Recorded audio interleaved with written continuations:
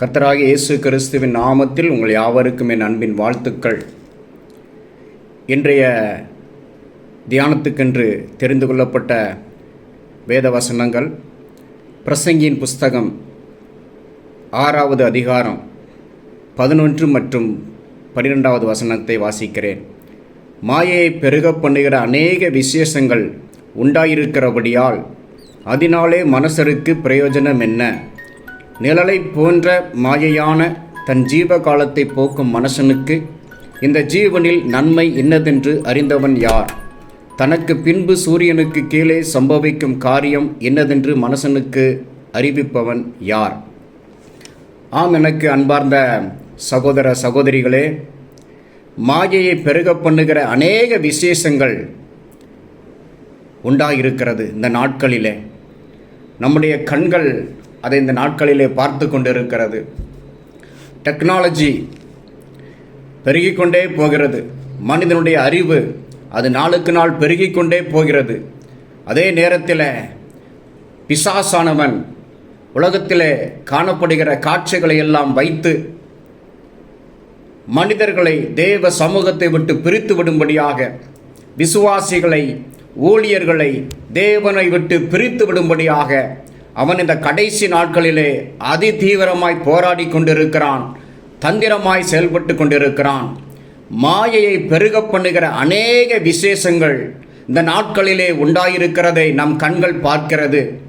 குறிப்பாக மொபைல், ரொம்ப latest technology எல்லாமே இருக்கிறது. இருக்கிற இடத்தில் இருந்து கொண்டே உலகத்தையே கையிலே கொண்டு வந்து பிசாசு கொடுத்திருக்கிறான். அந்த உலகத்தில் நடக்கிற எல்லா காரியங்களையும் பார்க்கும்படி செய்து கொண்டிருக்கிறான். அறிவுக்கு ஏற்ற பிரகாரம் அதை நாம் இன்றைக்கு யூஸ் பண்ணுவதில் குறைவுபட்டு இருக்கிறோம் என்று தான் நாம் சொல்ல வேண்டும். ஏனென்றால் பொழுதுபோக்குக்கென்று, தேவையில்லாத காரியத்திற்கென்று இன்றைக்கு அநேகர் இந்த மொபைலை யூஸ் பண்ணி கொண்டு இருக்கிறார்கள். மொபைலிலே படம் பார்த்து கொள்ளலாம், சீரியல் பார்த்து கொள்ளலாம், ஆபாசமான காரியங்களை பார்த்து கொள்ளலாம், ஸ்போர்ட்ஸ் சம்பந்தப்பட்ட காரியங்களை பார்த்து கொள்ளலாம். இனி தேவையில்லாத காரியங்கள் எல்லாவற்றையும் நாம் பார்த்து கொள்ளலாம். அதே நேரத்தில் நல்ல செய்திகள் இருக்கிறது. அதை பார்க்கிறவர்கள் ஒரு சிலர் மாத்திரம்தான். பிசாசானவன் உள்ளுக்குள்ளே நம்ம சினிமா பார்க்கும்படி செய்து, சீரியலை பார்க்கும்படி செய்து அவன் நம்முடைய இருதயத்தை அவன் கெடுத்து கொண்டிருக்கிறான். ஆண்டவராகிய இயேசு கிறிஸ்துவை சாத்தான் மலையின் மீது நிறுத்தி முழு உலகத்தின் காரியங்களை காண்பித்து மயக்க அவன் முயற்சி செய்தான். கண்களின் இச்சை, கண்களுக்கு எதிராக பிசாசு இன்றைக்கு செயல்பட்டு கொண்டிருக்கிறான். மாயையை கொண்டு வந்து பிசாசு தேவ சமூகத்தை விட்டு நம்மை பிரிக்கும்படியாக அவன் முயற்சி செய்து கொண்டிருக்கிறான். எனவே பெரிய பிசாசுக்குள்ளே சிக்கி விடாதீர்கள், அதாவது சினிமா. சிறிய பிசாசுக்கு நீங்கள் சிக்கி விடாதிருங்கள், அதாவது சீரியல். இன்றைக்கு சீரியலுக்கு அநேகர் அடிமைப்பட்டு இருக்கிறாங்க. அதன் தொடர்ச்சியை பார்க்க வேண்டும் என்று சொல்லி அதற்கு காத்திருந்து அநேக விசுவாசிகள் அதை பார்த்து கொண்டு இருக்கிறீர்கள்.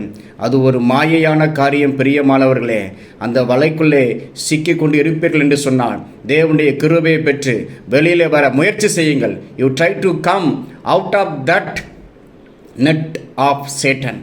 அது ஒரு மோசமானது, நம்மை அடிமைப்படுத்தி வைத்திருக்கிறது. அதே போல் சினிமா, நல்ல படம் தானே நான் பார்க்குறேன். நல்ல படம்னு ஒன்றுமே கிடையாது.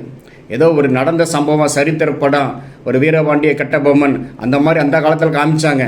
இந்த காலத்தில் அப்படிலாம் ஒன்றும் கிடையாது. எல்லாவற்றிலையும் ஆபாசங்கள் கலந்திருக்கிறது.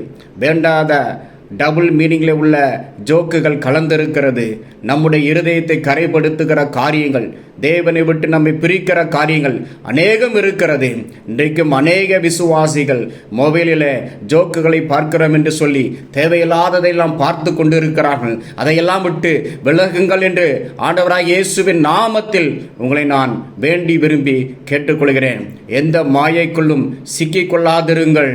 மொபைல் உங்களுக்கு நல்ல காரியத்திற்காக மாத்திரம் பயன்படட்டும். தேவனுடைய சமூகத்தில் கிட்டி சேர்க்கும்படியாக அநேக நல்ல காரியங்கள் அதில் இருக்கிறது. அதை பயன்படுத்துங்கள். மாயைக்குள்ளே சிக்கிக்கொள்ளாதிருங்கள். கர்த்தர் தாமே உங்களை ஆசீர்வதிப்பாராக. ஆமேன், ஆமேன், ஆமேன்.